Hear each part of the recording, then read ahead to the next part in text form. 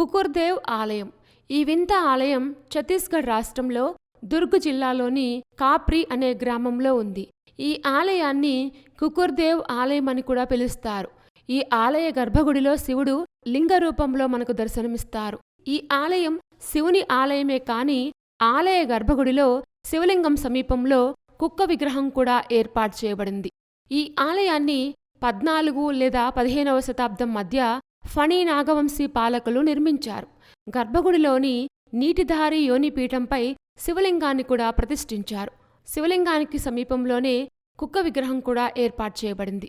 ఈ ఆలయంపై ప్రజలకు అచంచలమైన విశ్వాసం ఉంది. ఈ ఆలయం 200 మీటర్ల విస్తీర్ణంలో విస్తరించి ఉంది. ఆలయ గోపురం 4 దిక్కుల్లో సర్పచిత్రాలను కలిగి ఉంటుంది. ఆలయం లోపల 2 అడుగుల రాతి గణేష్ విగ్రహం కూడా మనం చూడవచ్చు. ప్రవేశ ద్వారానికి ఇరువైపులా కుక్కల విగ్రహాలు కూడా ఏర్పాటు చేశారు. ఈ దేవాలయం ఉండటం వల్ల ఇక్కడ ప్రజలకు కుక్కల ద్వారా కుక్క కాటు వలన ఎలాంటి రోగాలు రావని నమ్ముతారు. కుక్క విగ్రహానికి సంబంధించి స్థల పురాణం గురించి తెలుసుకుందాం. శతాబ్దాల క్రితం బంజారా తన కుటుంబంతో కలిసి ఈ గ్రామానికి వచ్చాడని ఇక్కడ నివాసితులు చెప్తూ ఉంటారు. అతనితో పాటు ఒక కుక్క కూడా ఉంది. ఒక వడ్డీ వ్యాపారికి ఒకసారి బంజారా తన అప్పులకు పరిహారంగా కుక్కను బహుమతిగా ఇచ్చాడు. కుక్క కొంతమంది దొంగల నుంచి ఆ వడ్డీ వ్యాపారిని రక్షించింది. దానికి సంతసించి వారు కుక్కను యజమాని దగ్గరికే పంపించారు. కుక్క తన యజమాని దగ్గరకు తిరిగి వచ్చింది. కుక్క పారిపోయిందని భావించి బంజారా దాన్ని కొట్టి చంపారు. తరువాత తన చర్యలకు చింతిస్తూ బంజారా తన కుక్కను ఈ స్థలంలో పాతిపెట్టాడు.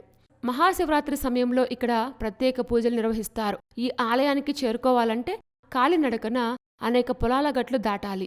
ఈ ఆలయంలో కుక్క కాటుకు సహసిద్ధమైన మందులతో చికిత్స చేస్తారు. ఇక్కడికి వచ్చి మనఃపూర్వకంగా ప్రార్థించిన భక్తుల కోరికలు తప్పకుండా నెరవేరుతాయనేది ఇక్కడి వారి విశ్వాసం. అలాగే కోరింత దగ్గు లేదా కుక్క కాటుకు ప్రజలు ఇక్కడ మట్టిని కూడా ఉపయోగిస్తారు.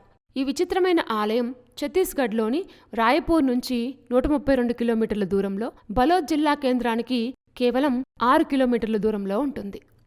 శివలింగంతో పాటు కుక్కను పూజించే ఆలయం చాలా ఇంట్రెస్టింగ్గా ఉంది కదూ.